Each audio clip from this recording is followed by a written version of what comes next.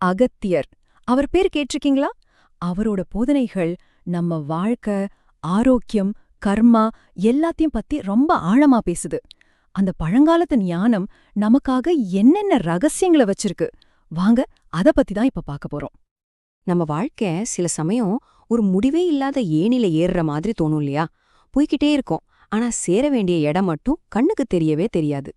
நம்மளோட ஆன்மீக பயணமும் கிட்டத்தட்ட அப்படிதான். ஆனா கவலைப்படாதீங்க, இந்த மாதிரி சிக்கலான பாதைக்கு அகத்தியர் ஒரு சூப்பரான வழிகாட்டி கொடுத்திருக்காரு. ஒரு மேப் மாதிரி. அதுல என்னென்ன விதிகள் இருக்கு, என்னென்ன எச்சரிக்கைகள் இருக்குன்னு கொஞ்சம் ஆழமா பாப்போமா? சரி, நம்ம பயணத்துல முதல்ல வர்ற பெரிய சவால் எது தெரியுமா? அது இறைவனை அடையறதுல இருக்கிற கஷ்டம்தான். ஆனா அது ஏன் அவ்ளோ கஷ்டமா இருக்கு? அகத்தியர் என்ன சொல்றாருன்னா, மனுஷனால ஒரு நட்சத்திரத்தோட பாதைய கூட முழுசா கடக்க முடியாதாம். ஆனா இறைவன் எங்க இருக்காரு தெரியுமா? அதெல்லாம் தாண்டி 100வது தளத்துக்கு மேல இருக்காராம். யோசிச்சு பாருங்க, அந்த ஆன்மீக பயணம் எவ்ளோ பெரியதுன்னு. அப்போ இவ்ளோ தடைகளை நாம எப்படிதாங்க கடக்கிறது? இதுக்குதான் சித்தர்கள் நமக்கு திருவாசகம், கந்தபுராணம் மாதிரியான நூல்களை ஒரு கருவியா கொடுத்திருக்காங்க.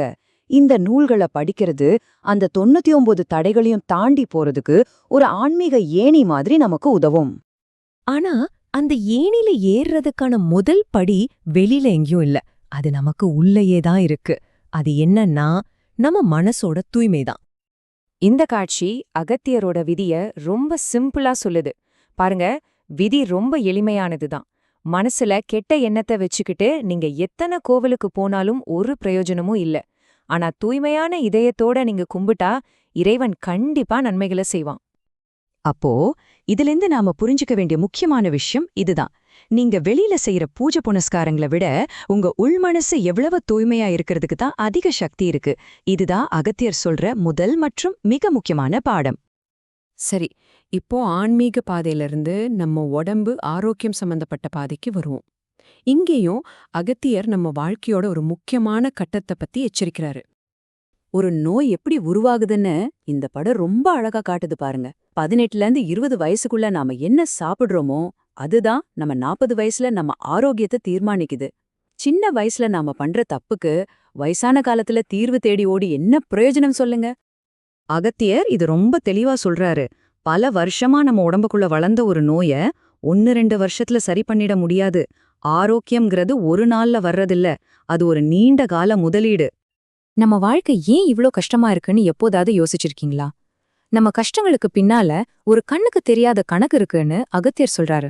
வாங்க அது என்னன்னு பாப்போம். இந்த கணக்கு பார்க்க ரொம்ப சிம்பிளா இருக்கலாம், ஆனா அதோட விளைவுகள் ரொம்ப கடுமையானது. நீங்க ஒரே ஒரு தடவை பொறாமப்பட்டா போதும், உங்க கர்ம கணக்குல 5 வருஷம் தண்டனை சேர்ந்துடும். உங்க மனசு தப்பான வழியில போக விட்டீங்கன்னா இன்னும் ஒரு 5 வருஷம். பாத்தீங்களா? இப்படியே கணக்கு போட்டு பார்த்தா ஒரு சாதாரண மனுஷன் தன் வாழ்க்கையில சராசரியா 70-80 வருஷம் அனுபவிக்க வேண்டிய கர்ம வினைய சேர்த்து வச்சிடுறானா. கேட்கவே அதிர்ச்சியா இருக்கு இல்லையா? சரி, இவ்ளோ பெரிய கர்மச்சுமைய ஒருத்தரால தனியா எப்படி சுமக்க முடியும்? கண்டிப்பா முடியாது. அதனாலதான் இந்த சுமைய பகிர்ந்துக்கிறதுக்கு இறைவன் ஒரு அமைப்பை உருவாக்கியிருக்காரு. அது என்ன அமைப்புன்னு பார்க்கலாமா? இதுதான் இங்க முக்கியமான பிரச்சனை. 80 வருஷ தண்டனைங்கிறது ஒரு தனியாள் சுமக்கிறதுக்கு ரொம்பவே அதிகம். இதுக்கு ஒரு தீர்வு வேணும் இல்லையா? அந்த தீர்வு தான் குடும்பம். இறைவன் நமக்கு மனைவி, பிள்ளைகளை கொடுக்கறதுக்கு காரணமே இந்த 80 வருஷ தண்டனைய பிரிச்சுக்கிறதுக்கு தான். சுமை இப்படி பிரிக்கப்படும் போது அது ஒவ்வொருத்தருக்கும் சமாளிக்கக்கூடியதா மாறிடுது. இதுதான் குடும்பம்ங்கிற அமைப்போட தெய்வீக நோக்கமே. சரி, இறுதியா இந்த ஒரு கேள்வியோட உங்களை நான் யோசிக்க வைக்கிறேன். அகத்தியரோட போதனைகளை வச்சு பார்த்தா உங்க கர்மாங்கிறது உங்களோட தனிப்பட்ட கடனா, இல்ல அது உங்க குடும்பத்தோட நீங்க பகிர்ந்துக்கிற ஒரு கூட்டுச் சொத்தா? இத பத்தி நீங்க என்ன நினைக்கிறீங்க?